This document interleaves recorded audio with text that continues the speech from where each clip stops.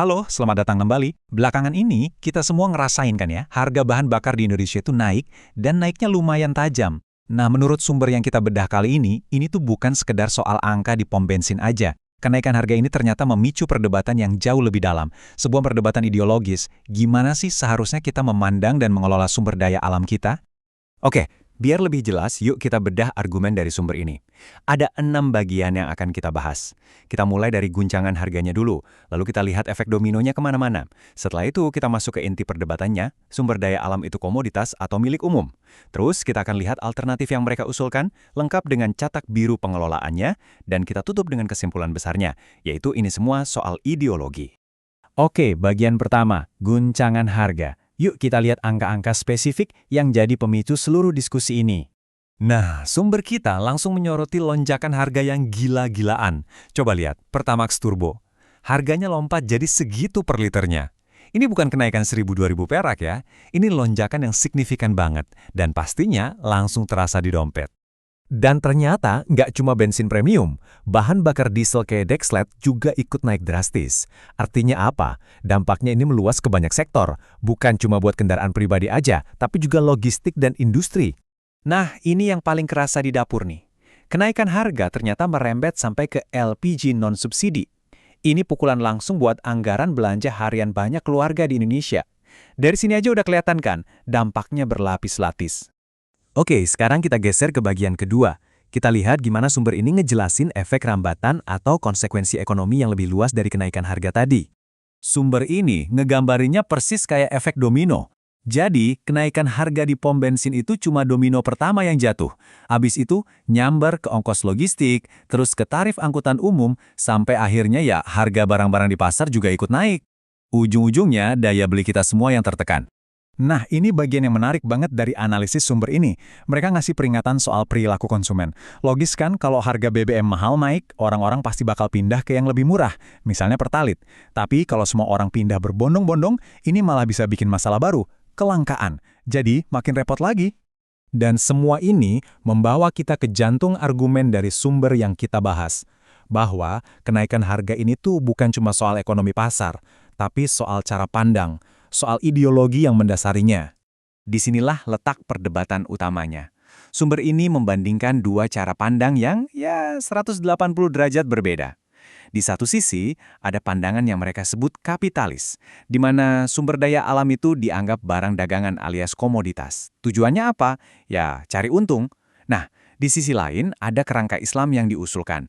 Sumber daya alam itu milik publik, milik kita semua, yang harus dikelola demi kesejahteraan bersama, bukan keuntungan segelintir pihak. Menurut sumber ini, pandangan sumber daya sebagai komoditas tadi itu bukan cuma teori loh, tapi sudah dilembagakan dalam regulasi. Contohnya Undang-Undang Migas. Mereka berpendapat, kerangka hukum seperti inilah yang justru memperkuat ide bahwa migas itu barang jualan biasa, dan ini membuka pintu bagi korporasi asing untuk ikut bermain. Jadi, setelah mendiagnosis masalahnya, sumber ini nggak berhenti di situ. Mereka juga menawarkan sebuah alternatif, yang dasarnya adalah konsep kepemilikan publik. Konsep utamanya adalah al-milkiyatu al-ammatu, atau kepemilikan publik. Dalam pandangan ini, sumber daya alam yang jumlahnya melimpah ruah, kayak minyak dan gas, itu statusnya sama kayak air, jalan raya, atau sungai. Artinya, itu milik semua orang, milik komunitas, bukan punya swasta atau perorangan. Landasan argumennya, menurut sumber ini ditarik dari teks keagamaan. Mereka mengutip sebuah hadis yang intinya menyatakan bahwa umat itu bermitra dalam 3 hal, air, padang rumput, dan api. Nah, kata api di sini ditafsirkan sebagai energi secara luas yang menjadi dasar gagasan kepemilikan bersama ini. Kalau gitu, peran negara apa dong? Nah, dalam kerangka ini, peran negara itu bukan kayak CEO perusahaan yang fokusnya cari profit, tapi lebih sebagai seorang ra'ain, seorang pengurus, penjaga, atau pelindung, yang tugas utamanya adalah memastikan kesejahteraan rakyatnya. Oke, itu tadi teorinya. Kedengarannya menarik ya, tapi gimana cara kerjanya di dunia nyata? Mari kita lihat cetak biru atau blueprint yang mereka tawarkan. Prosesnya, menurut mereka, sederhana aja, ada 3 langkah utama. 1. Negara dan hanya negara yang mengelola semuanya dari hulu ke hilir, nggak ada swasta. 2. Semua hasilnya masuk ke kas negara yang di sini disebut Baitul Mal. Dan 3. Pemimpin negaralah yang mendistribusikan kekayaan itu kembali untuk kepentingan publik. Nah, yang menarik itu di bagian distribusinya. Ada banyak pilihan. Uangnya bisa dipakai buat bangun infrastruktur, bisa juga buat ngasih BBM atau listrik gratis ke warga. Atau bisa dijual dengan harga murah. Bahkan bisa juga dijual dengan harga pasar, lalu keuntungannya dibagiin langsung ke rakyat dalam bentuk tunai. Apapun pilihannya, tujuannya cuma satu. Manfaatnya harus kembali ke publik. Akhirnya, kita sampai di bagian terakhir, yang merangkum semua poin tadi menjadi sebuah kesimpulan besar, bahwa isu ini jauh lebih dalam dari sekedar masalah ekonomi. Jadi, apa sebetulnya inti dari semua ini? Menurut sumber ini, kita tuh nggak bisa misahin kebijakan ekonomi dari ideologi yang ada di baliknya. Masalah harga BBM ini bagi mereka hanyalah gejala dari sebuah sistem yang lebih besar. Sumber ini menegaskan, ini tuh bukan masalah teknis yang solusinya cuma utak-atik angka subsidi.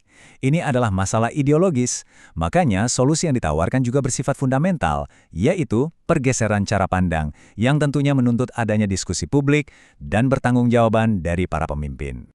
Dan sebagai penutup, sumber ini meninggalkan kita dengan kutipan dari Al-Quran yang, ya, cukup kuat.